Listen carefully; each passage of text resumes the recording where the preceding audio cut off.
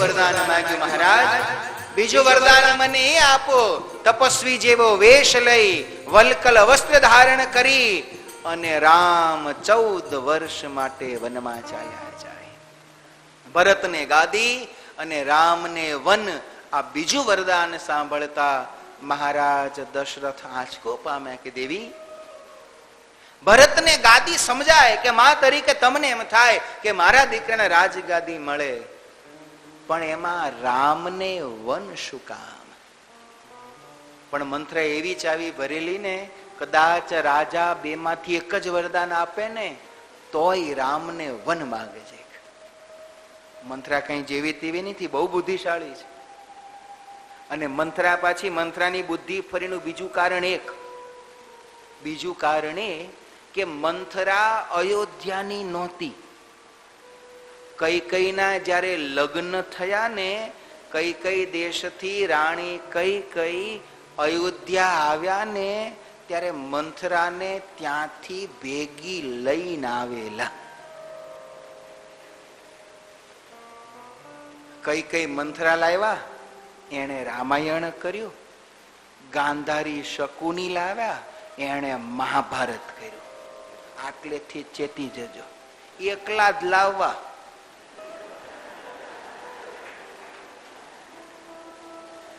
બીજું કોઈ લાવવું એમ નહીં, બીજું કઈ ન લાવવું. બાપને ત્યાંથી આવે તો કિલો હોનું લેતી આવજે, ન લાવવું. આવ્યા ને, આ સાક્ષાત લક્ષ્મીજી આપણા ઘેર પધાર્યા, એમાં ત્રણેય લોકની બધી સંપત્તિ આવી ગઈ. આમ માનીને લગ્ન કરજો તો સુખી થશો.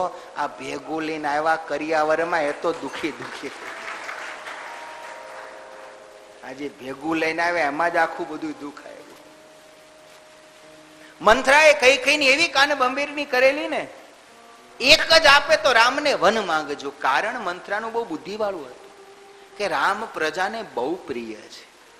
ભરત રાજા થશે, પણ જો રામ અયોધ્યામાં રહેશે ને તો પ્રજા રામના પક્ષે જ રહેશે. અને કદાચ એવું બને કે પ્રજા રામના પક્ષે રહે તો રામ પ્રજાને સાથે રાખી બળવો કરે, ભરતને રાજગાદીથી ઉતારીને પોતે પાછા બેસી જાય. ભરતનું રાજ્ય તો જ સુખપૂર્વક ચાલશે જો રામ અયોધ્યામાં નહીં હોય. કઈ કહે છે આ બે વરદાન આપો.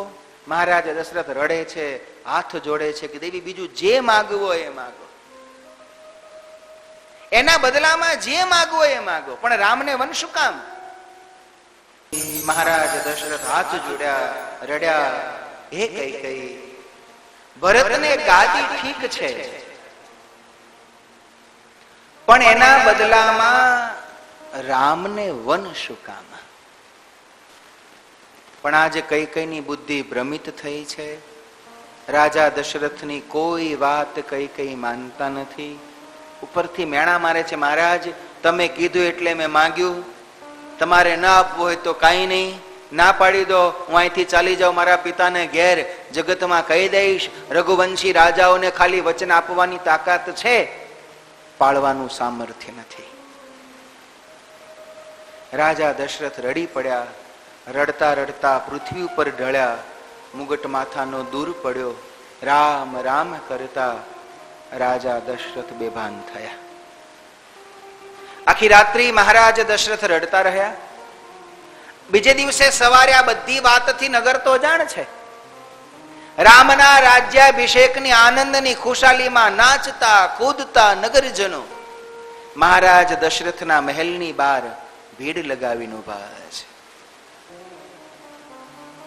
હજી સુધી મહારાજ દશરથ કેમ ના આવ્યા એની ચિંતા સૌ કરે છે. સૂર્યોદય થયો તો પણ મહારાજના દર્શન ન થયા. ચિંતિત નગરજનોએ સુમંત નામનો એક મંત્રી છે, જે મહારાજ દશરથના અતિ વિશ્વાસુ પણ છે. એનું નામ સુમંત્ર છે, પણ લોકો એને સુમંત એવા નામે બોલાવે છે. તપાસ કરવા મોકલ્યા છે. સુમંત રાજમહેલમાં આવ્યા. મહારાજ ક્યાં છે? સમાચાર મળ્યા કૈકેયીના મહેલમાં છે. સમાચાર મળ્યા કોપ ભુવનમાં છે. કોપ ભુવન શબ્દ સાંભળતા સુમંતનું હૃદય પણ ધબકારો ચૂક્યો. ઉતાવળે જઈને જોયું, ઊંચા આસન ઉપર રાણી કૈકેયી બેઠા છે. મહારાજ દશરથ પૃથ્વી ઉપર પડ્યા છે. રડી રડીને જેના આંસુ સુકાણા, મુગટ ક્યાંય દૂર પડ્યો. રામ રામ રામ એટલું સ્મરણ મહારાજ દશરથ કરે છે. મહારાજ દશરથની આવી દશા જોઈ સુમંતની આંખમાં આંસુ આવ્યા. પગે લાગી રાણીને પૂછ્યું, દેવી મહારાજને શું થયું? કઈ કે ખબર નહીં, જો ને પડ્યા પડ્યા રામ રામ કરે છે, લાગે છે એમને રામનું કામ હશે, બોલાવો. સુમંત ઉતાવળે ગયા, પ્રભુ રામચંદ્રજીને બોલાવીને લાવ્યા. ભગવાન રામચંદ્રજી આવ્યા, પિતાજીને પૃથ્વી પર પડેલા જોયા, આંખમાં આંસુ આવ્યા. નીચે બેઠા મહારાજ દશરથનું મસ્તક પોતાના ખોળામાં લઈ મસ્તક ઉપર હાથ ફેરવ્યો. મહારાજ દશરથે રામનો સ્પર્શ જાણ્યો, આંખ ખોલી રામને જોયા. મહારાજ દશરથ ચોધાર આંસુએ રડી પડ્યા. શું ઘટના છે કોઈને સમજાતું નથી. સુમંત આશ્ચર્યચકિત થઈને આ બધું જોઈ રહ્યા છે. રામે માતા કૈકેયીને વંદન કરી પૂછ્યું, માં પિતાજીને શું થયું છે, કહો તો ખરા. ઠાઉકુમો રાખી કૈકેયી કહ્યું છે, રામ તમારા પિતા પાસે મારે વર્ષો જૂના 2 વરદાન થાપણમાં હતા. આજે મેં તમારા પિતા પાસે 2 વરદાન માંગ્યા અને 2 વરદાનમાં એવું માંગ્યું કે રામને બદલે ભરતને રાજગાદી અને રામને 14 વર્ષનો વનવાસ. રામ તમારા પિતા હવે એટલે રડે છે કે તમને કહી નથી શકતા કે રામ તમે વનમાં જાઓ, અને મને કહી નથી શકતા કે હું તમને તમારું માગેલું વરદાન નહીં આપું. નથી મને ના પાડી શકતા, નથી તમને કહી શકતા કે રામ તમે વનમાં જાઓ, અને એટલા માટે તમારા પિતાનું મન મૂંઝાય છે. ઉપાય મળતો નથી ને એટલે રડે છે. અને આ વાત સાંભળતા ભગવાન રામચંદ્રજી હસતા મુખે કરે, માં આવી નાની વાતમાં આટલું મોટું સંકટ? ભરતને અયોધ્યાની રાજગાદી મળે તો બહુ શ્રેષ્ઠ વાત છે, અને વળી મને વનમાં જવા મળશે, મને વનમાં ઋષિ મુનિઓના દર્શન થશે, સિદ્ધોના દર્શન થશે, વનમાં જઈશ તો મારે તપ અને ભક્તિ થશે.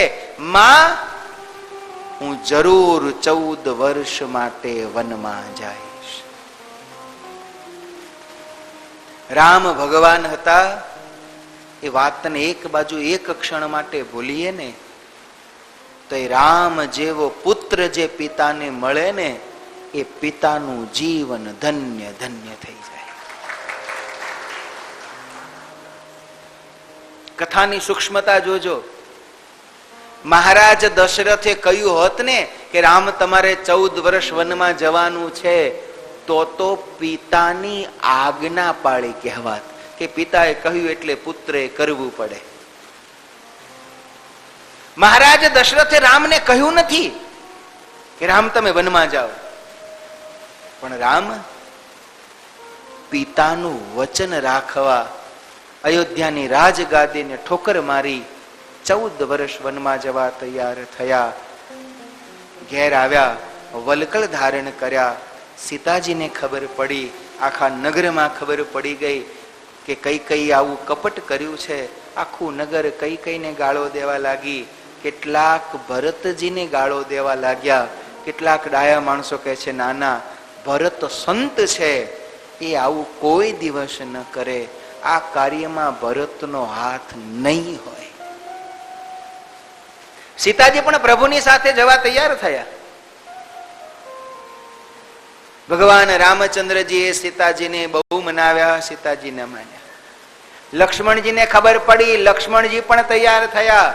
લક્ષ્મણજીને તો ભગવાન રામચંદ્રજીએ ક્રોધાવેશમાં ના પાડી, લક્ષ્મણજી તોય ન માન્યા.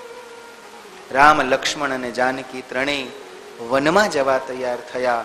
માતા કૌશલ્યાના આશીર્વાદ લેવા જ્યાં રામ વલકલ વસ્ત્ર ધારણ કરીને આવ્યા, પોતાના દીકરાને રાજગાદી ઉપર જોવાના બદલે વનમાં જતો જોઈ માતા કૌશલ્યાની આંખો પણ ભીની થઈ. પગે લાગીને કહ્યું, માં હું વનમાં જાઉં છું.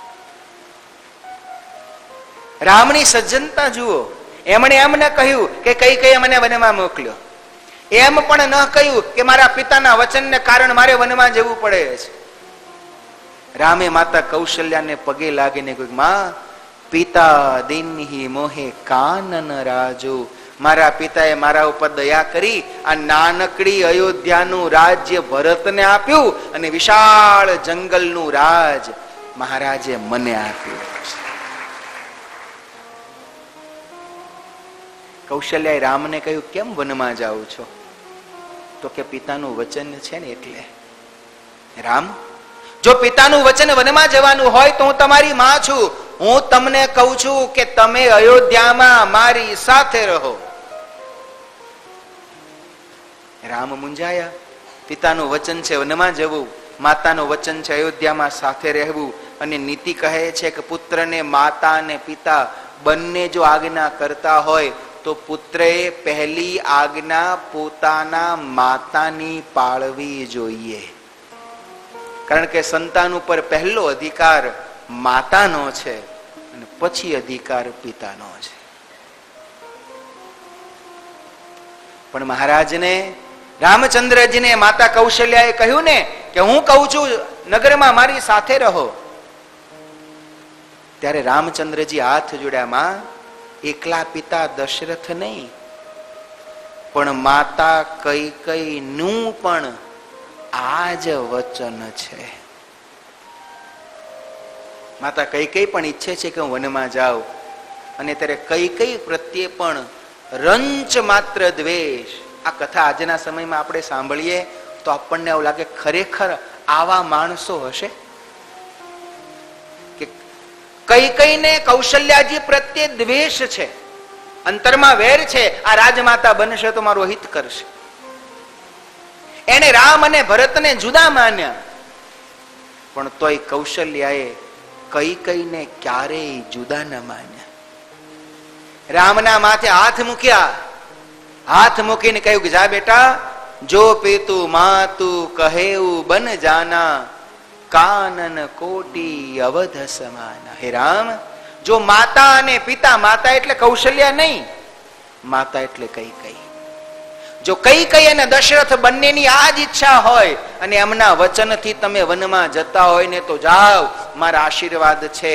માતા ને પિતાની આજ્ઞા સહિતનું વન તમારા માટે કરોડ અયોધ્યા જેટલું સુખદાયી થશે. માતા પિતાના આશીર્વાદ લઈ લક્ષ્મણજીને રામચંદ્ર ભગવાનને કહ્યું કે જાઓ તમે ઉર્મિલાજીની રજા લઈ આવો. રામાયણના ઘણા બધા પાત્રો એવા છે જેનું ત્યાગ અને સમર્પણ તો બહુ મોટું છે, પણ એની બહુ નોંધ ક્યાંય લેવાની નહીં.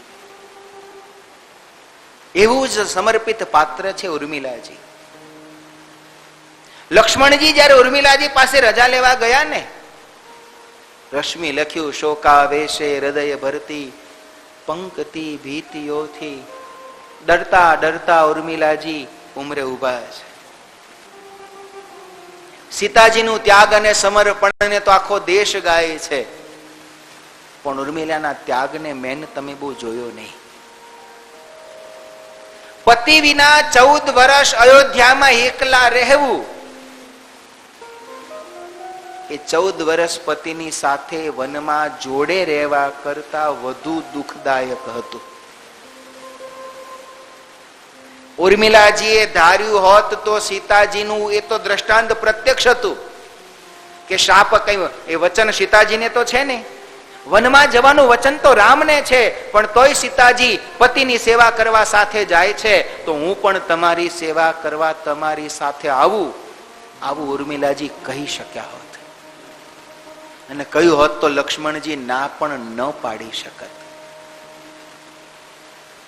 પતિની સાથે વનમાં રહેવું એ ત્યાગ બહુ સહેલો છે, પણ પતિ પ્રભુની સેવા કરી શકે એટલા માટે પોતે રાજમહેલના એકાંતમાં 14 વર્ષ સુધી પતિની રાહ જોતા જોતા રહેવું ને, એ ત્યાગ સીતાજીના ત્યાગ કરતા પણ મોટી ઊંચો છે.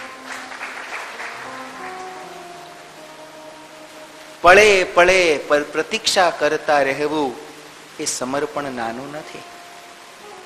ઉર્મિળાજી વિચાર કર્યો કે જો હું સાથે જઈશ તો લક્ષ્મણજીને મારી સુરક્ષા અને મારી ચિંતા રહેશે, ને મારી સુરક્ષા અને મારી ચિંતા કરશે તો પ્રભુની સેવા એનાથી યથાર્થ થઈ નહીં શકે. હું જો સાથે જઈશ ને તો પ્રભુની સેવામાં એમને વિઘ્ન થશે, અને એટલા માટે વનના સુખ કરતા રાજમહેલના વિયોગના દુઃખને ઉર્મિલાજીએ પસંદ કર્યું. લક્ષ્મણજીને રજા આપી આખી અયોધ્યાને રડતી મૂકી ભગવાન રામચંદ્રજી વનના માર્ગે ગયા. મહારાજા દશરથ પોતાના મહેલમાં આવ્યા. સુમંતને રથ લઈને મોકલ્યો, તું જા, થોડેક સુધી લઈ જજે, પછી પાછા લઈ આવજે. રામ ના આવે તો લક્ષ્મણને તો લાવજે જ, લક્ષ્મણ ના આવે તો સીતાજીને તો લાવજે જ. હું મહારાજ જનકને શું જવાબ આપીશ? જે કુમળી સીતાએ ક્યારે ફૂલની સેજ વિના પગ નીચે મૂક્યો નથી, એ વન વગડામાં ખુલ્લા પગે કાંટા કાંકરાઓ ઝાડા ઝાખરાની વચ્ચે ફરશે. હું મહારાજ જનકને શું જવાબ આપીશ? સુમંત રથ લઈને બહાર નીકળ્યા. આખી અયોધ્યાના સમગ્ર નગરજનો પ્રભુની સાથે ચાલ્યા. અમારે ભરતની અયોધ્યામાં રહેવું નથી. રામચંદ્રે નગરજનોને કહ્યું તમે અયોધ્યામાં રહો. નગરજનોએ જવાબ સરસ આપ્યો. પહેલા રામને પ્રશ્ન કર્યો, રામ દિવસ ક્યાં હોય? તો કે જ્યાં સૂરજ હોય ને ત્યાં દિવસ હોય. અત્યારે સૂરજ અહીંયા છે તો અહીંયા દિવસ છે, અમેરિકામાં રાત છે, 12 કલાક થશે એટલે અહીંયા રાત થશે અને અમેરિકામાં દિવસ. દિવસ ક્યાં? જ્યાં સૂરજ હોય ત્યાં. તો અમારી અયોધ્યા ક્યાં? અવધતઃ જહાં બસહી રામા. અમારી અયોધ્યા તો ત્યાં છે જ્યાં અમારો રામ છે. રામ વગરની અયોધ્યામાં અમારે રહેવું નથી. અયોધ્યાના હજારો નરનારીઓ નગરજનો પ્રભુ રામની સાથે અયોધ્યા છોડી નીકળી ગયા. પહેલી રાત તમસા નદીના કિનારે પ્રભુ રહ્યા છે. બીજે દિવસે પ્રભુ વહેલી સવારે જાગ્યા. નગરજનોને સુતા મૂકી સુમંતનો રથ લઈ રથ વાકો ચૂકો ચલાવતા પ્રભુ ત્યાંથી આગળ ચાલી નીકળ્યા.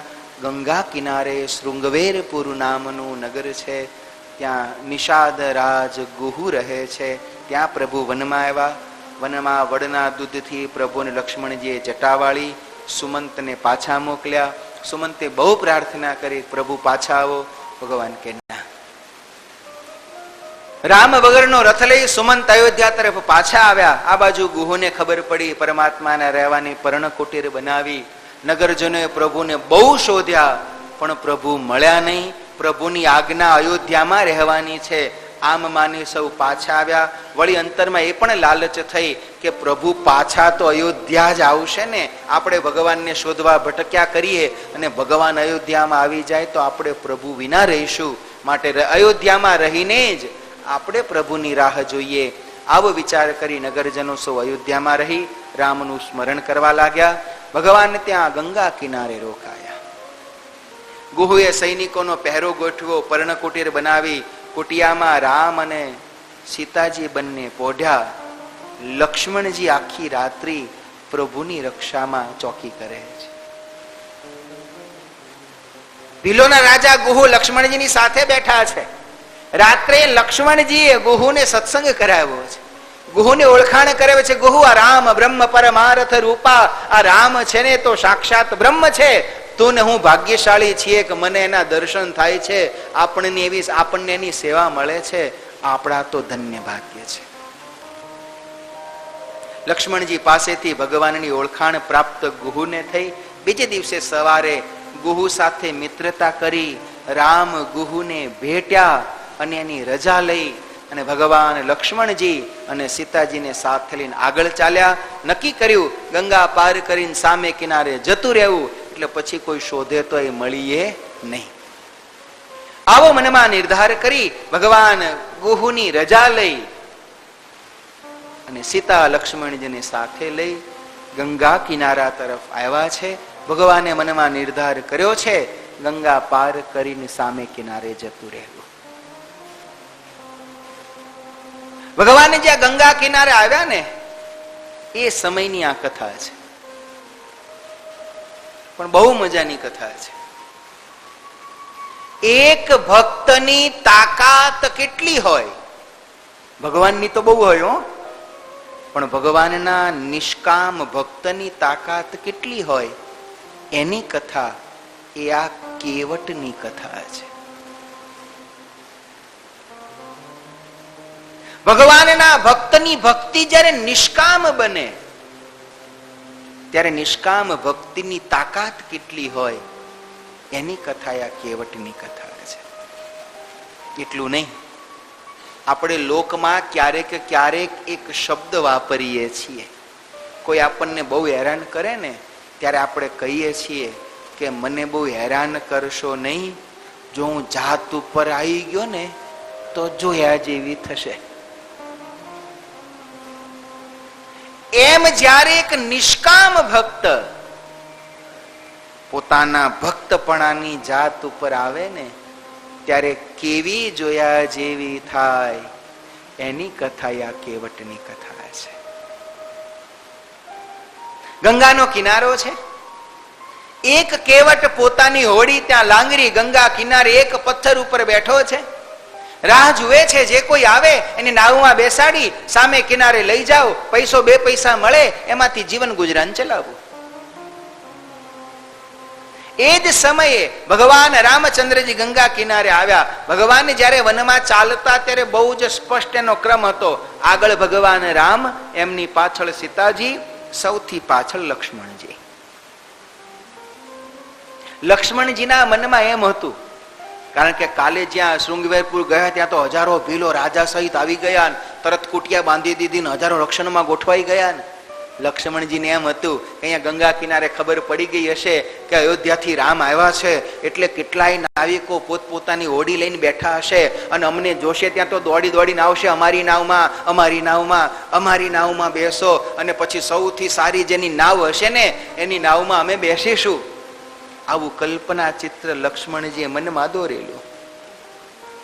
પણ લક્ષ્મણજીનું દુર્ભાગ્ય ગણો કે પછી પેલા કેવટનું સદભાગ્ય, જ્યારે પ્રભુ ગંગા કિનારે આવ્યા ને ત્યારે એક જ નાવ, એક જ હોડી એ કાંઠે હતી, કેવટ ત્યાં પથ્થર ઉપર બેઠો છે. પરમાત્મા જ્યાં આવ્યા, આવવાનો થોડોક અવાજ કેવટે સાંભળ્યો. કોઈ આવ્યું છે એવો અવાજ કેવટે સાંભળ્યો, આંખ ઊંચી કરી, આંખ ઊંચી કરીને જોયું, ભગવાન રામચંદ્રજીની કેવટની ચાર આંખ ભેગી થઈ. ભેગી થતા જ એક જ દ્રષ્ટિમાં કેવટે ઓળખી લીધા, આજે આવે છે એ સાક્ષાત ભગવાન નારાયણ પોતે જ છે. એક દ્રષ્ટિમાં હો. શાસ્ત્ર કહે છે ભગવાન મળવા તો બહુ સહેલા છે, પણ જ્યારે મળે ત્યારે ઓળખાવું કે આ જે મને મળ્યા એ ભગવાન, આ બહુ અઘરું છે. ભગવાન મળી જાય પણ ઓળખાણ. આપણે ગંગા કિનારે નાતા ને આપણી બાજુમાં જ કોઈક ડૂબકી મારતો હોય, આપણને શું ખબર એ રામ હશે કે નહીં હોય. અને એટલે માનસ શીખવાડે છે, તુલસી इस संसार में सबसे मिलिए धाय, ना जाने किस रूप में नारायण मिल जाए. ભગવાન ક્યારે કયા રૂપમાં આપણી સામે ઉભો રહે શું ખબર પડે. કેવટના એ સદભાગ્ય, દ્રષ્ટિ માત્રમાં ઓળખી લીધા કે ભગવાન આવ્યા છે. અને ઓળખી લીધા ને તોય ઊંચું જોયું, ઓળખી લીધા, પાછી દ્રષ્ટિ નીચી કરી, ત્યાં ને ત્યાં બેસી રહ્યો. આ વાત લક્ષ્મણજીને જરાક ઓછી ગમી. લક્ષ્મણજીના મનમાં એમ કે આવો તો કેવો અભિમાની છે, અમે આવ્યા તો ઉભો થઈને સામે આવતો નથી, બેહો બેહો. કેવટ ઉભો કેમ નથી થયો? માનસ કહે છે ગંગાના બે કિનારા, ગંગા એટલે ભક્તિ, ભક્તિના બે કિનારા છે. નદીનો એક કિનારો એવો હોય કે જેમાં પાણી થોડું ઓછું થાય ને એટલે એ કિનારે પેલા માણસો આવીને એમાં મેથી, કોથમીર, ટમાટર, તરબૂચ અને ટેટી વાવે અને નદીના એક કાંઠે કંઈકનું કંઈક ઉપજે. ભક્તિનો એક કિનારો છે કે જ્યાં ભક્તિના બદલામાં કંઈક મળે, આને સકામ ભક્તિ કહેવાય. પણ નદીનો બીજો કિનારો છે જ્યાં કંઈ ઉપજે નહીં, એ નદીનો બીજો કિનારો એ નિષ્કામ ભક્તિનો કિનારો છે. કેવટ જે બેઠો છે ને એ નિષ્કામ ભક્તિના કિનારે બેઠો છે. અને ભક્તની ભક્તિ જ્યારે નિષ્કામ હોય ને ત્યારે એને ભગવાન પાસે માગવા જવાનું હોતું નથી. એ નિષ્કામ ભક્તિ છે, એ માગે નહીં. કેવટ નિષ્કામ ભક્તિના કિનારે બેઠો છે એટલે ઉભો થઈને માગવા ન ગયો, પ્રભુ આવો મારી નાવમાં બેસો. અને ભક્ત જ્યારે નિષ્કામ ભક્તિના કિનારે બેસે છે ને ત્યારે માગવા એને નથી જવું પડતું. માગવા માટે ભગવાને સામેથી આવવું પડે છે. આજ કેવટ બેસી રહ્યો ને એટલે ભગવાન આવ્યા. ભગવાન કેવટની પાસે આવીને કે ભાઈ કેવટ. ત્યારે કેવટે આંખ ઊંચી કરી, અમને તારી નાવમાં બેસાડી સામે કિનારે લઈ જઈશ. તુલસીદાસજી 4 શબ્દ લખ્યા, માગી નાવ. ભગવાન રામચંદ્રજીએ કેવટ પાસે નાવ માગી કે અમને તારી નાવમાં બેસાડીને સામે કિનારે લઈ જઈશ. કેવટે ઊંચું જોયું. ઊંચું જોઈને કે તમે અયોધ્યાના રામ કે નહીં? તો કે હા. તો આ સીતાજીના લક્ષ્મણ કે નહીં? તો કે હા. એમ? હા. તો તમને મારી નાવમાં ન બેસાડું. તમારી ચરણ રજ બહુ ચમત્કારી છે. છુવત શિલા ભઈ નારી સુહાઈ, પારન તેન પાન કछु નાહી. જો પ્રભુ પાર અવસિગા ચહું, મોહી પદ પદુમ પખારન કહું. હે પ્રભુ, તમારી ચરણ રજમાં એવી ચમત્કારિતા છે કે જડને પણ ચેતન બનાવી દે. તમે મારી નાવમાં બેસો ને ક્યાંક મારી નાવ જો નારી થઈ જાય પ્રભુ, તો તમે રાજા, તમને તો એકના બદલે કદાચ 2 પોહાય. અમે તો રહ્યા ગરીબ માણસ, એક છે. એનું આ નાવ છે તો માંડ માંડ પોષણ કરું છું. આ નાવઈ જાય અને બીજી સ્ત્રી ઘરમાં આવે પ્રભુ, અમારે તો ભૂંડી દશા થાય. માટે તમને નાવમાં બેસાડાય નહીં. પણ આ પ્રભુ એક ઉપાય છે.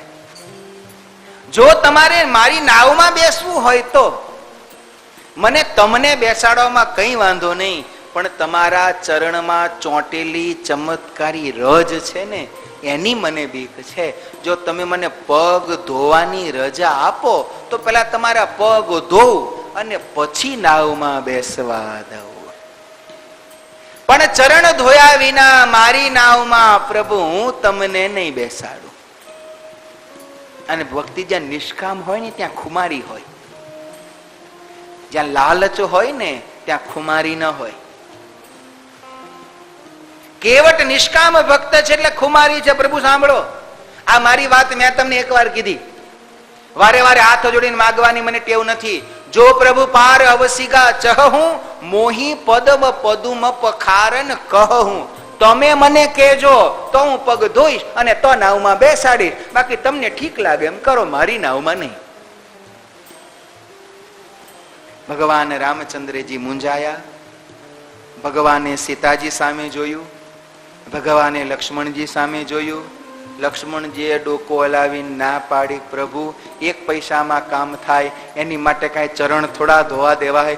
અનંત કોટી બ્રહ્માંડના અધિપતિ પુરુષોત્તમ નારાયણ અને એના ચરણનો સ્પર્શ કરવા માટે, એ ચરણને પામવા માટે મુનિઓ જન્મ જન્માંતર સુધી તપ કરે છે અને તોય આ ચરણના દર્શન થતા નથી. એના બદલે 1 પૈસાના કામ માટે આ ચરણ ધોવા દેવાય? આટલું કહીને કેવટ હજી બેઠો જ છે. હું લક્ષ્મણજીએ ના પાડી, પ્રભુ ઉભા રહ્યા.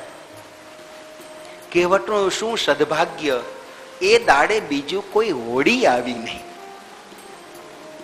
સમય વીતતો ગયો, ભગવાન પગ ઊંચા નીચા કરતા જાય, બેસવાની જગ્યા નહીં. લક્ષ્મણજીને લાગ્યું કે પ્રભુને થાકઈ લાગ્યો છે, હવે સમય વીતતો જાય છે, ક્યાં સુધી આઈને ઉભા રહીશું. પછી લક્ષ્મણજીએ મન મનાવ્યું, ભગવાન પાસે આવીને કે પ્રભુ, તમારી ચરણ રજનો મહિમા તો એની માટે છે જે તમને ઓળખતો હોય, જે તમને જાણતો હોય. આ તો અભણ, આ તો મૂર્ખ, મૂઢ, આને તમારી ચરણ રજનો મહિમા શું ખબર પડે? પ્રભુ, આ તો બિચારો બી ગયો છે ને એટલે પગ ધોવાનું કહે છે. એવું ક્યાં કે છે કે મારે તમારું પાદ પ્રક્ષાલન કરવું છે? આ તો તમારા પગ ધોવાનું કહે છે. પ્રભુ ભલે ત્યારે ધોઈ લેતો.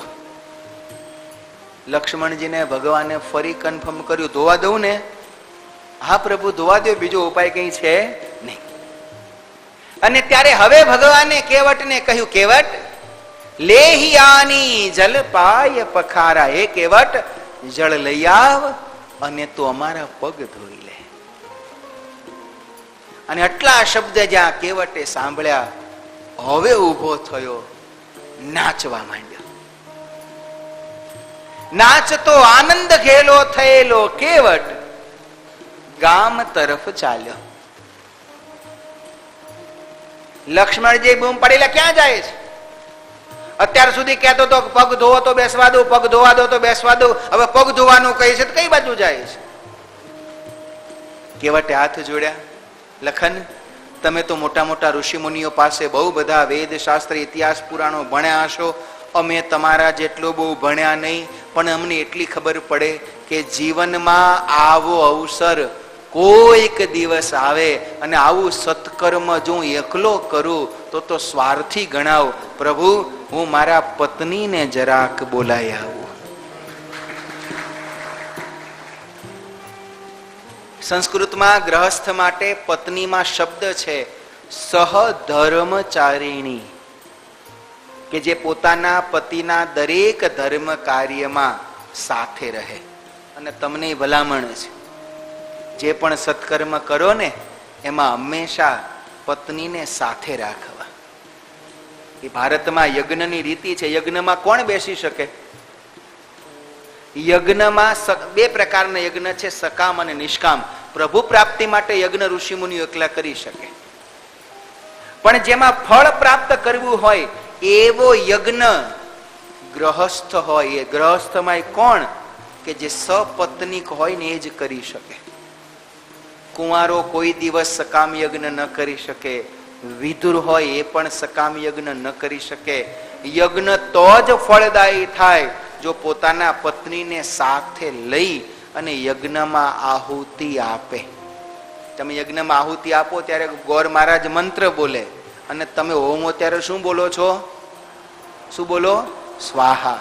આ સ્વાહા મંત્ર નથી, સ્વાહા અગ્નિ દેવીના પત્નીનું નામ છે. પત્ની વગર તો અગ્નિ દેવાય, તમે હોમેલું સ્વીકારતા નથી.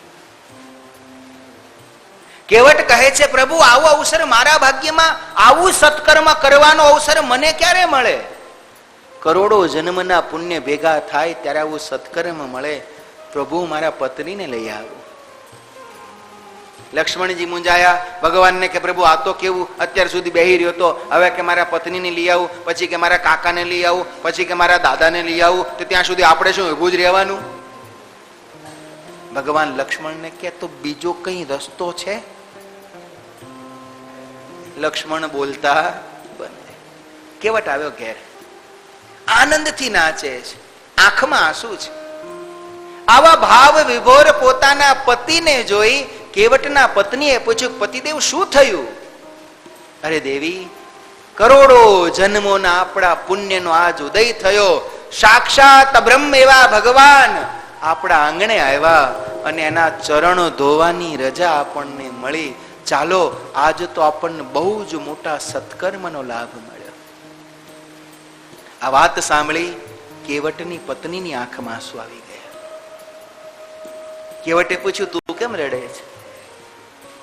કેવટની પત્ની કે પતિદેવ, આપણે આંગણે ભગવાન આવ્યા, ભગવાનના ચરણ ધોવાનો આપણને અવસર મળ્યો, પણ આપણી પાસે ઘરમાં એવું કોઈ તાંબા, પિત્તળ, સોના, ચાંદીનું વાસણ નહીં કે જેમાં આપણે ભગવાનના ચરણ ધોઈ શકીએ.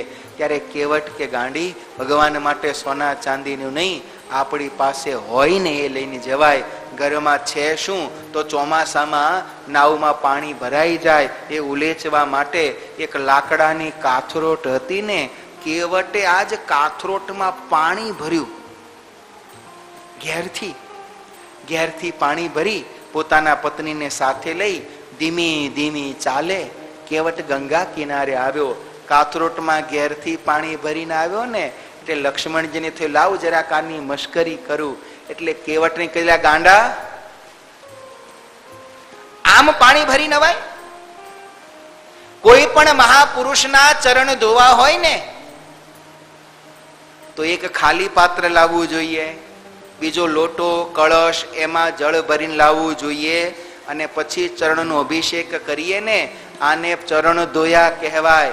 અને ત્યારે કેવટ કે લક્ષ્મણ, ખબર તો અમને બધી પડે છે, પણ આમાં વાંક અમારો નહીં, વાંક બધો રામનો છે. ભગવાન રામ મુંજાય, ભાઈ તમારા બેનું જે ચાલે મારો શું વાંક? ત્યારે કેવટ કે પ્રભુ, મારા જીવનમાં તમે ગરીબી જેટલી આપી છે કે મારી પાસે આ કાથરોટ વગર બીજું કોઈ વાસણ જ નથી, હું કેવી રીતે બીજું પાત્ર લઈને આવું? ભગવાન બોલતા બંધ થયા. તો તું કે હું શું કરું? અને ત્યારે કેવટ કહે, પ્રભુ આપના ચરણ આ કાથરોટમાં પધરાવો.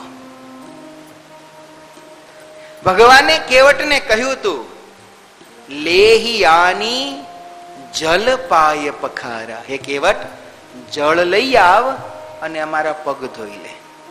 કેવટે કર્યું શું?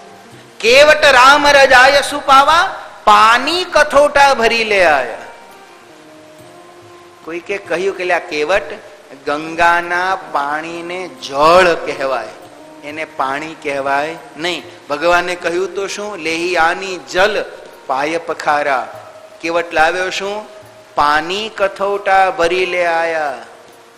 કેવટે હાથ જોડ્યા, પ્રભુ આ ગંગાજીનું હોય ને એ જળ, મારા ઘરનું હોય એ પાણી, અને ગંગા જળથી ધોવું ને તો ગંગાજીનું કહેવાય. પ્રભુ મારે તમારી સેવા તો મારી પાસે જે હોય ને એનાથી કરવી જોઈએ. જીવનમાં આ વાતને બરોબર અંતરમાં ભક્તજનો સમજી રાખજો. ઘણીવાર આપણે એમાં ભૂલા પડીએ છીએ. આપણે ઘણીવાર એવું વિચારીએ છીએ કે ભગવાનને બહુ બધું આપીએ ને તો ભગવાન રાજી થાય. ના, સાચા ભાવથી આપણી પાસે જે હોય ને એ ભગવાનને આપજો. જેની જેવી શ્રદ્ધા, જેવી જેની સ્થિતિ, આપણી જે સ્થિતિ હોય, આપણા ઘેરથી ખાલી એક સારું કેળું લઈને જશો ને, હૃદયનો ભાવ સારો હશે ને તો એક કેળામાં ભગવાન એટલો જ રાજી થશે. પણ ભાવ વગર આખી લૂમ લઈને જશો ને તોય ભગવાન રાજી નહીં. પરમાત્મા તો આપણી પાસે જે છે ને એમાં રાજી કરજો. આપણે માણસ છીએ, આપણું માપ છે કે આને લાખ આપ્યા, આને 50,000 આપ્યા, આને 25,000 આપે. કોનું માપ?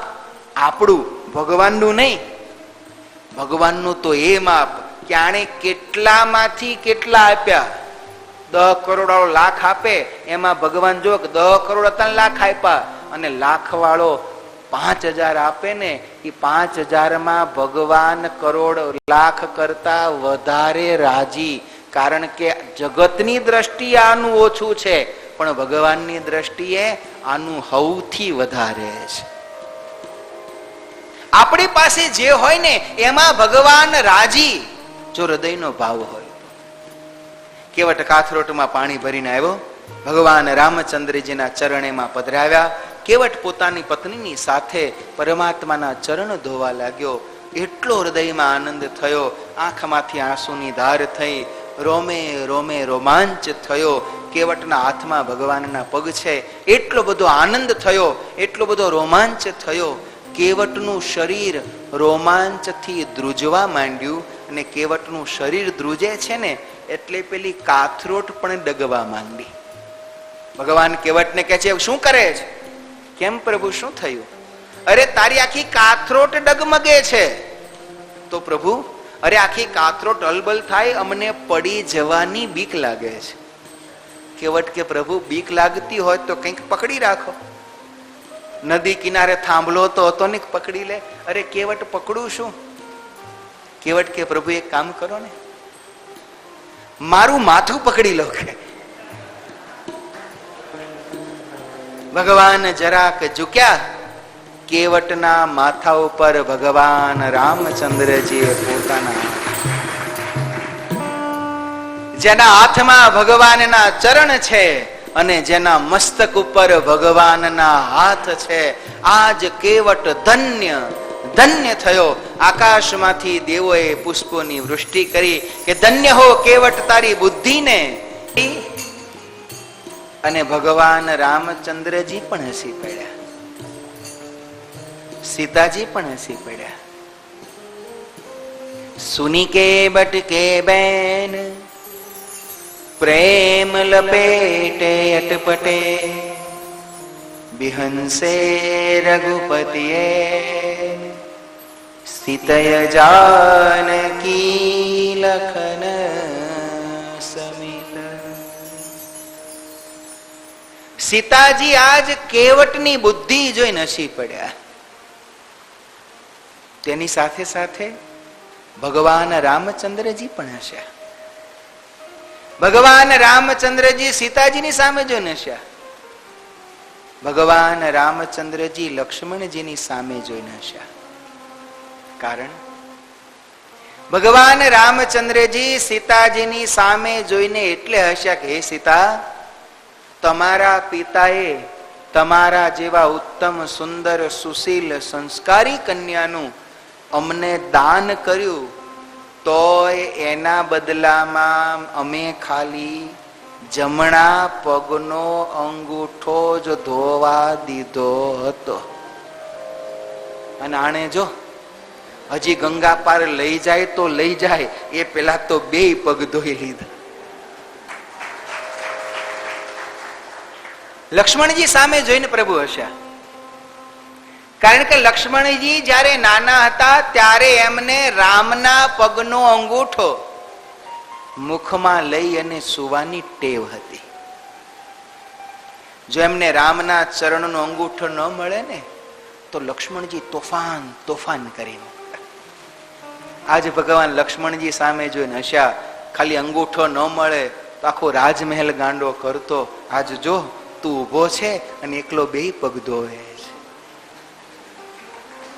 ભગવાન સીતાજી અને લક્ષ્મણજી બંનેની સામે જોઈને હસ્યાનું કારણ એ કે હતું કે જ્યારે ભગવાન રામ મોટા થયા ને ત્યારે લક્ષ્મણજી દરરોજ પ્રભુ રામની ચરણ સેવા કરે, રાત્રે રામના પગ દબાવીને સૂવું, આવો લક્ષ્મણજીને નિયમ હતો. પછી તો પ્રભુના વિવાહ થયા, સીતાજી અયોધ્યા આવ્યા, પછી પ્રભુની ચરણ સેવા સીતાજી કરવા માંડ્યા. હવે ભગવાન અને સીતાજી પોતાના ઓરડામાં હોય તો લક્ષ્મણજીએ જવાય નહીં, એ મર્યાદા નડે. પ્રભુની ચરણ સેવા ન મળી, લક્ષ્મણજી દુખી દુખી રહેવા માંડ્યા. શરીર ધીમે ધીમે સુકાવા માંડ્યું. સૌને ચિંતાથી લક્ષ્મણને દુઃખ શું છે? રામચંદ્ર પરમાત્મા પૂછે, લખન શું છે? લખન કે પ્રભુ મને તમારી ચરણ સેવા ન મળે, મારો જીવવાનો બીજો હેતુ શું? પણ લખન હવે સીતાજીની ચરણ સેવાનો અધિકાર છે, તો ઉપાય શું કરવો? પ્રભુ કે એક ઉપાય કરો. આપણા રઘુકુળમાં રીતિ છે, હમણાં હોળીનો તહેવાર આવે છે, હોળીના દિવસે નાના હોય એ મોટા પાસે જે માંગે એ આપવું પડે. હોળીનો દિવસ આવે, તમે સીતાજી પાસે ચરણ સેવા માંગી લેજો. લક્ષ્મણજી રાજી રાજી થયા, હોળીની રાહ જોવા લાગ્યા. કથા તો એવી છે કે લક્ષ્મણજી હોળી જલ્દી આવે એટલે એના હોળીના જાપ કર્યા, જલ્દી આવે તો મને જલ્દી સેવા મળે. હોળીનો દિવસ આવ્યો, બધા મર્યાદાથી રંગે રમ્યા અને પછી લક્ષ્મણજી સીતાજી પાસે માગવા ગયા. માગવામાં કહ્યું કે મને પ્રભુની ચરણ સેવા આપો. સીતાજીને થયું ઘરે રે ભગવાનની ચરણ સેવા ન મળે તો મારે જીવવાનો શું હેતુ? આટલું શબ્દ સાંભળતા સીતાજી બેભાન થઈ ગયા. બધાને ચિંતાથી થયું શું? પ્રભુ આવ્યા, સીતાજી અને લક્ષ્મણજી વચ્ચે સમાધાન કર્યું અને બંનેને એક એક ચરણની સેવા આપી. ભગવાન આજે બંને સામું જો નશા જુઓ, એક વખત આ ચરણ સેવા માટે બે બેભાન થઈને મરવા થયા હતા. આજ તમે બે ઊભા છો અને આ એકલો બે પગ ધોઈ જાય.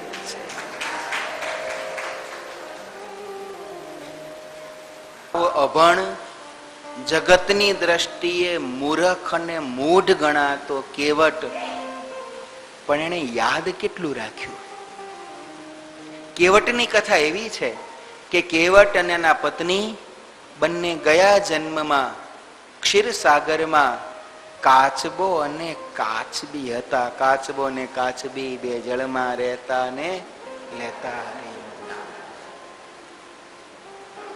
એક વખત એના મનમાં થયું કે લાવો ને ક્ષીરસાગરમાં ભગવાન નારાયણ બિરાજે છે, એના દર્શન કરી આવો. પરમાત્માના દર્શનની લાલચથી આ બંને પ્રભુ જ્યાં પોઢ્યા છે ત્યાં આવ્યા. લક્ષ્મીજી પ્રભુના ચરણ દબાવે છે અને શેષજી પ્રભુનું આસન બની પ્રભુની રક્ષા કરે છે. આ કાચબો જ્યાં આવ્યો, શેષજીના મનમાં થયું કે કોઈ રાક્ષસ રૂપ બદલીને આવતો હશે, એટલે જ્યાં નજીક આવ્યો શેષજીએ ડંખ માર્યો. બીજી વાર આવ્યો, બીજી વાર ડંખ માર્યો, ત્રીજી વાર આવ્યો, ત્રીજી વાર ડંખ માર્યો. પરમાત્માના ચરણના સ્પર્શના લાલચ સાથે, એ વાસના સાથે એ કાચબો ને કાચબી મૃત્યુ પામેલા. વર્ષો વીતતા એ જ કાચબો ને કાચબી આજ કેવટ અને કેવટના પત્ની બનીને આવ્યા. ભગવાન લક્ષ્મણને કહે છે, એ દિવસે તો ડંખ મારી મારીને કાઢી મૂક્યા હતા, પણ આજ જો તું અહીં ઊભો છે અને બે પ્રેમથી મારા પગ ધોવે છે. કેવટે પ્રેમથી પ્રભુના પાય પખાડ્યા છે. ભગવાન કે કેવટ હવે હવે પ્રભુ મને આનંદ. પ્રભુ કાથરોટમાંથી નીચે પધાર્યા. પરમાત્માનું ચરણામૃત કેવટે પોતાના પત્નીને આપ્યું, થોડું પોતે લીધું, પણ ત્યાં તો ગામમાં ખબર પડી ગઈ કે અયોધ્યાના રાજકુમાર આવ્યા છે ને ગંગા કિનારે કંઈક ખેલ ચાલે છે. આખું ગામ ભેગું થયું. કેવટ કાથરોટ લઈને ત્યાં ગયો અને પરમાત્માના ચરણામૃતની પ્રસાદી કેવટ બધાને આપવા માંડ્યો. સીતાજીના અને લક્ષ્મણજીના મનમાં પણ આ પરમાત્માના ચરણામૃતની લાલચ જાગી. પણ બીજી બાજુ એમ થયું કે આ બધા ભીલો અર્ધનંગા, ખાલી એક પોતડી પહેરેલા, નાયા ધોયા વગરના, મેલા ગંધાતા, એમની લાઈનમાં આપણે જઈને ઊભું રહેવાય? ન જઈ શક્યા. પણ પછી મનમાં થયું આવો અહંકાર રાખીશું તો ભગવાનના પ્રસાદ વગર રહીશું. એટલે ભીલોની લાઈનમાં લક્ષ્મણજી અને સીતાજી પણ આવ્યા. કેવટે લક્ષ્મણજીને અને સીતાજીને પ્રેમથી પ્રસાદ આપ્યો.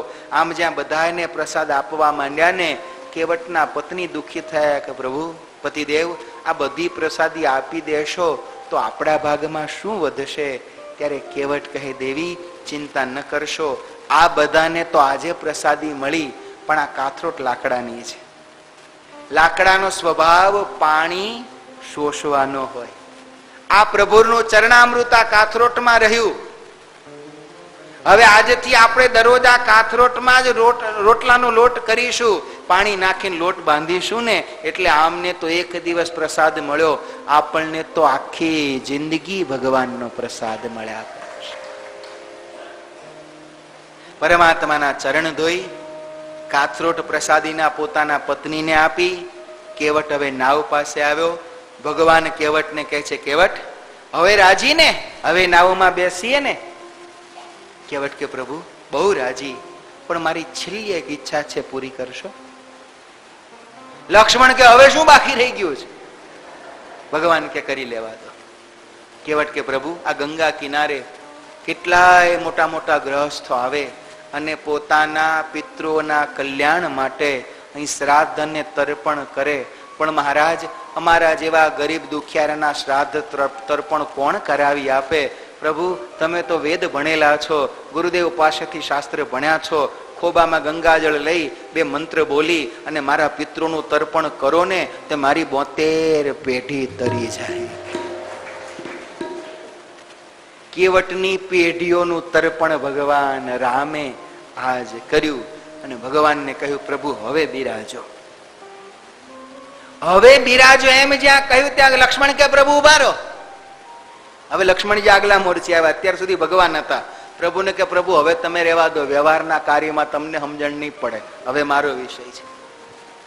કેવટને કહે છે તારી નાવમાં બેસીએ તો ખરા, પણ સામે પાર ઉતારવાનું ભાડું શું લઈશ?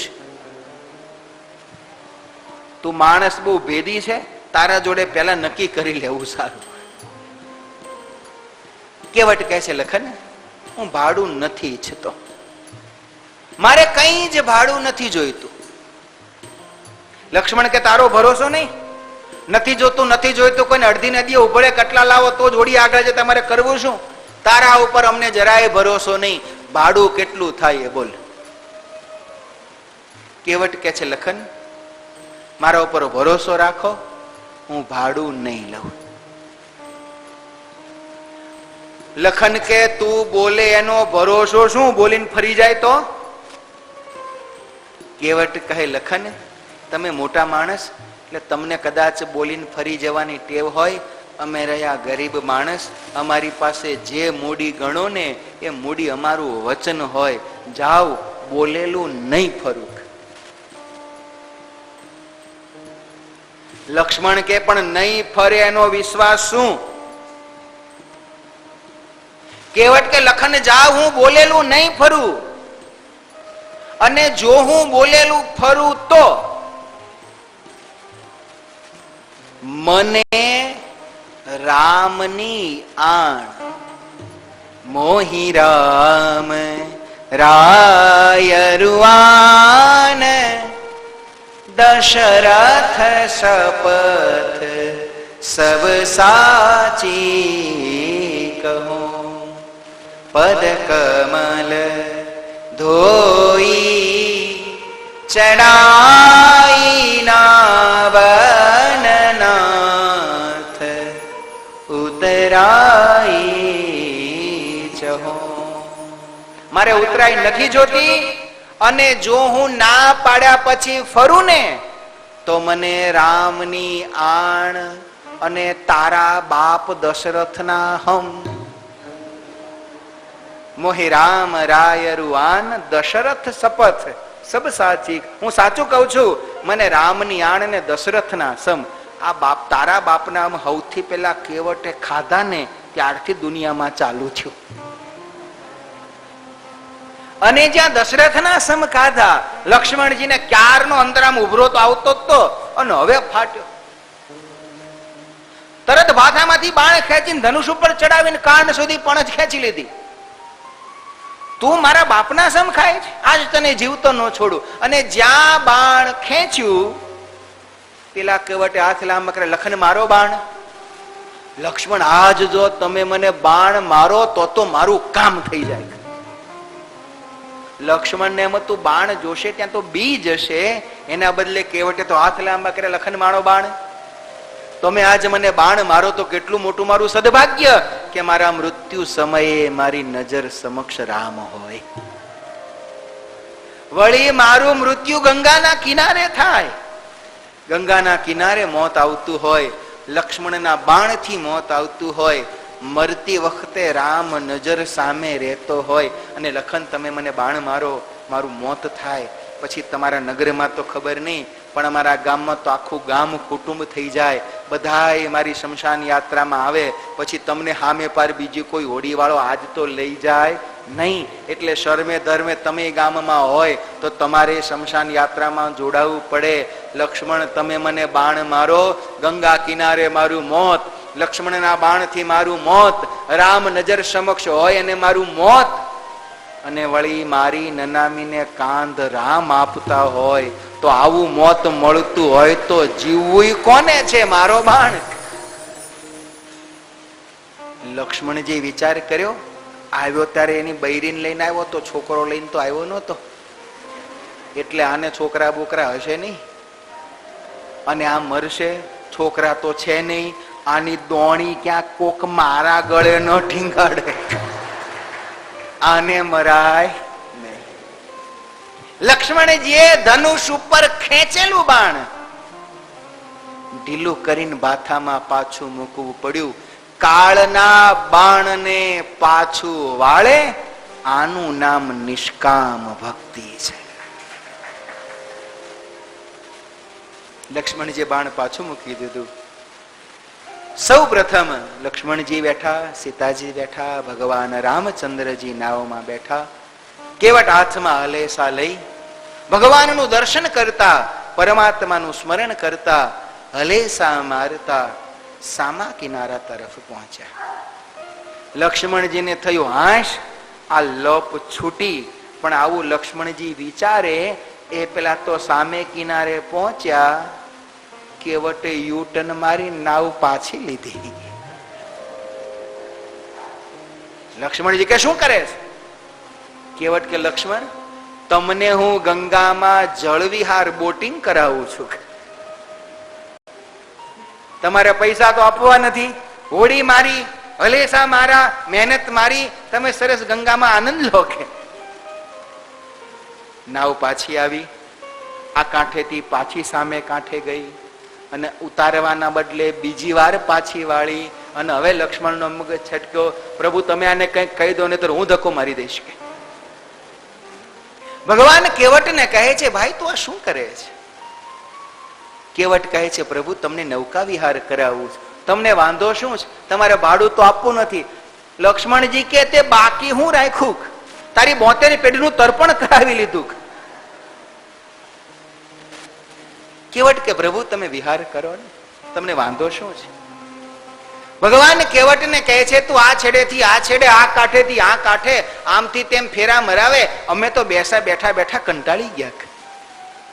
ત્યાં તો કેવટે બે હલેસા નીચે મૂક્યા, હાથ જોડીને ભગવાન કે વાહ પ્રભુ વાહ, મેં ખાલી ગંગાના 2 ફેરા મરાવા, એમાં તમે કંટાળી ગયા અને તમે પરમાત્મા અમને જીવોને 84 લાખ યોનીમાં ફેરા મરાવ કરો છો, અમને નહીં કંટાળો આવતો હોય?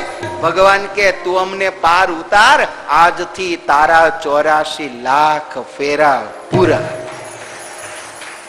અંતે તને સાકેતમાં વાસ. કેવટને મોક્ષનું વરદાન મળી ગયું અને કેવટ પછી પ્રભુને ગંગાના સામા કિનારે લઈને આવ્યો. પ્રભુને સામે કિનારે ઉતાર્યા. કેવટ ભગવાનના પગમાં પડી ગયો. ત્યારે ભગવાને કેવટને કહ્યું, ભાઈ બોલ, ઉતરાઈ શું આપીએ, ભાડું શું આપીએ?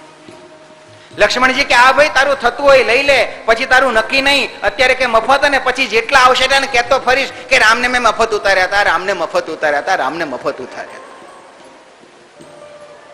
કેવટ લક્ષ્મણજી કે લક્ષ્મણજી તમે જો આવ્યા હોત ને તો પહેલું ભાડું લઈ લે, પણ રામ આવ્યા છે અને રામનું ભાડું મારે લેવાય નહીં. કેમ ન લેવાય? લખન તમને ખબર હોય કે ન હોય, પણ જગતની રીત એવી છે, નાતીલાનો પૈસો નાતીલાએ લેવાય નહીં. એ જમાનો હતો, વાણંદ ને ત્યાં વાણંદ જાય તો એને પૈસા આપવા પડે નહીં, દરજીને ત્યાં દરજી કપડા સીવડાવે તો એને પૈસા આપવા પડે નહીં. પણ એ જમાનો હતો. હવે તો ઘોર કળિયુગ આવ્યો છે, લાગ આવે તો હગા ભયનું જ કરી નાખવા તૈયાર હોય છે. નાતીલાનું શું રહેવા દે? કેવટ કહે છે મારે રામનો પૈસો ન લેવાય, કારણ કે જગતની રીત છે, નાતીલાનો પૈસો નાતીલાએ લેવાય નહીં. અને નાતીલાનો પૈસો નાતીલાએ ન લેવાય એમ કહ્યું ને, લક્ષ્મણજીને ફરી ક્રોધ ભભૂક્યો. તું શું વાત કરે છે? ભાન છે તને? ક્યાં તું ગંગાનો કેવટ્યો ને ક્યાં રઘુકુલ ભૂષણ સૂર્યવંશી દશરથ નંદન રામ? કેવટ કે તમને ખબર નહીં પડે? પૂછો રામને ના પાડે. અમારા નાત જાત ભલે જુદા પણ અમારો બેયનો ધંધો એક. શું ધંધો? તો કે બેયનો ધંધો પાર ઉતારવાનો. હું મનુષ્યોને ગંગા પાર ઉતારું, અરે રામ ભક્તોને ભવસાગર પાર. કેવટે ભગવાનના પગમાં પડી કીધું છે, પ્રભુ મારે કઈ નથી જોઈતું. ભગવાને જ્યારે અતિ આગ્રહ કર્યો, કેવટ તું કંઈક માંગે, અમને મનમાં ભાર રહેશે, ગમે તેને કંઈ આપ્યો નહીં. તો કે પ્રભુ આપવું હોય તો એટલું આપો. આજ પછી આ નાવમાં હું બીજા કોઈને નહીં બેસાડું. મારી નાવમાં પ્રભુ આપ બેઠા, મારી નાવ પ્રસાદીની થઈ, હું નાવની જ પૂજા કરીશ. 14 વર્ષ પછી આપ જ્યારે પાછા આવો ત્યારે મારી નાવમાં બેસીને આ કાંઠેથી સામા કાંઠે જજો, આટલો વર મને આપો. ભગવાનની વિમલ ભક્તિનું વરદાન કેવટને આપ્યું છે. કેવટ ભગવાનના પગમાં પડ્યો, પ્રભુની બોલચાલ થયો તો ક્ષમા કરજો, માફી માગી. ભગવાન કેવટને ભક્તિનું વર આપી પ્રભુ ત્યાંથી આગળ ચાલ્યા છે. ભગવાન હવે ઋષિ મુનિઓને મળશે, ત્યાં ભગવાન ચિત્રકૂટમાં જઈને નિવાસ કરશે. આ બાજુ અયોધ્યામાં મહારાજ દશરથ પ્રાણ ત્યાગી ભરતજી પ્રભુ રામને મનાવવા ચિત્રકૂટ આવશે. બધી જ કથાઓ આપણે બપોર પછીના સત્રમાં શ્રવણ કરીશું.